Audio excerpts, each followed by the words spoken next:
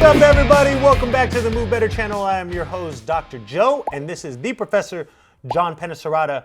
Today, we're going to be talking about piriformis pain and how to relieve and get rid of it, hopefully for good. Let's go. All right, so the first exercise we're going to do is we're going to utilize a lacrosse ball, or in my case, I like to use a softball, something a little bit bigger than a lacrosse ball, because I feel like I can get more of a general area. Now, the first exercise is just going to be a self-massage. You're going to go ahead and sit that piriformis. The piriformis muscle is right underneath that big glute muscle, or your big butt muscle here. And all you're going to do is just sit on it. Now, a lot of people like to roll up and down. I don't necessarily need that. I just need to find the most sensitive area, and I'm going to apply pressure into that butt muscle, and we're just going to leave it sitting there for a good amount of time. That feels pretty good, right?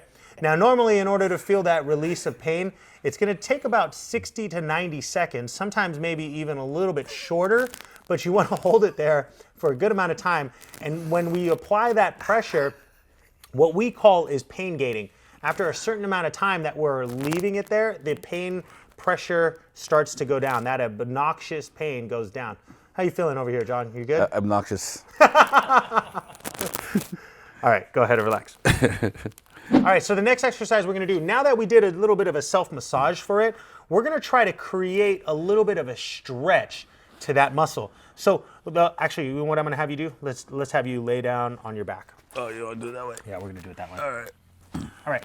So after you guys have did a self-massage or a trigger point therapy on that piriformis muscle, we're going to do a very simple stretch. Now, you guys might have seen this before. We're going to do the figure 4.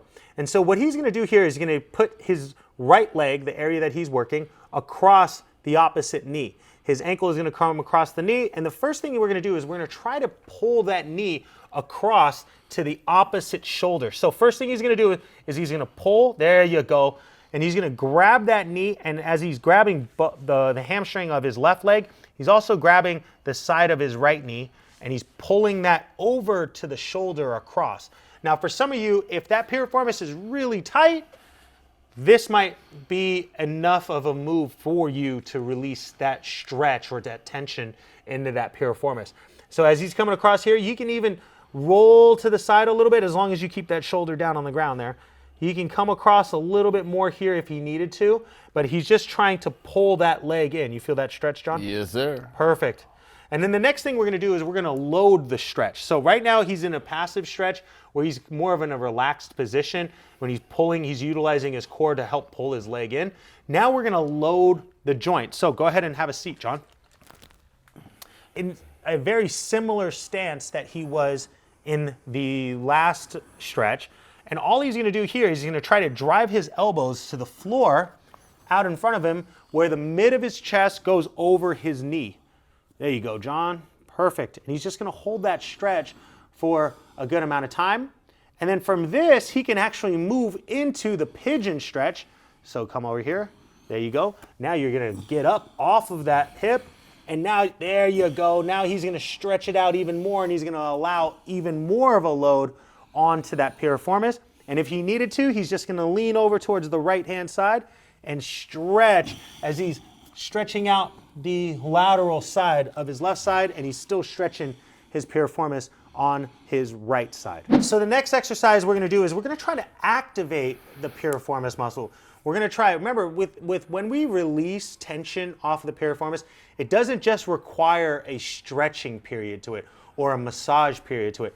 We want to get the muscle to work on contracting and relaxing so that way there's not so much tone that the nervous system has to constantly send signals to. So in his case right now, we're going to do a clamshell, and the way we do it is we're going to make sure that his knees, his feet line up with his butt here. His knees are going to be directly over each other. We're going to put the band directly around his knees here. And as he's laying down, he's going to try to stay as comfortable as he can in this position. Sometimes you might want to lay down on your arm. Sometimes you want to sit in that model pose like John's doing right now. And what we want to do is we want to make sure that the hips stay in alignment. So one of the things that I like to teach people is imagine I'm pressing on your knee. I'm tapping the front part of your knee. All you're going to do is drive that hip down into that knee. Drive it slowly. Now notice he doesn't have to do a lot of movement there in order to get it to push. From there, he's gonna drive his knee up, continually imagine that I'm pressing on the knee, lift that hip knee up, lift it up higher, higher, higher, higher, higher, higher, there you go, perfect. And as he's holding it there, he's locking his hip in place, he's not rotating around, he's activating the muscle that I need to get activated by pushing into that knee. So he's driving his femur down towards that knee and lifting it up. Now notice his feet over feet. He's not lifting his foot up off, he's just lifting his knee. He's gonna hold this isometric contraction for about 30 seconds to a minute just to relieve some of that pressure, because all we wanna do is just try to get the muscle to remember how to control and fully contract here. Next, what we're gonna do is drop it down and we're gonna rep it out now. Now, he just did a 30 seconds to a minute and now we're gonna really burn it out. So we're gonna bring his knee up, right back down, knee up, right back down. And now we're gonna do 15 repetitions to increase that range of motion. And every time he pumps his knee higher, every time he brings his knee up, he's trying to go higher and higher, again, without trying to rotate from his core or his spine. He's just trying to utilize that butt muscle to do what it needs to do and lift. Cool. Go ahead and relax. Let us know how you did with releasing tension off of that piriformis. Now, one thing that I want you guys to remember is that the piriformis pain, your body's always going to adapt to those stretches and those massages. So one of the things that we're going to do in a later episode is give you guys more exercises that you can do to increase mobility of that hip and release that piriformis pain. We want to make sure that we help you guys out to the best of our ability to get you guys moving better. Thanks again for joining us, you guys. We'll see you guys on the next episode.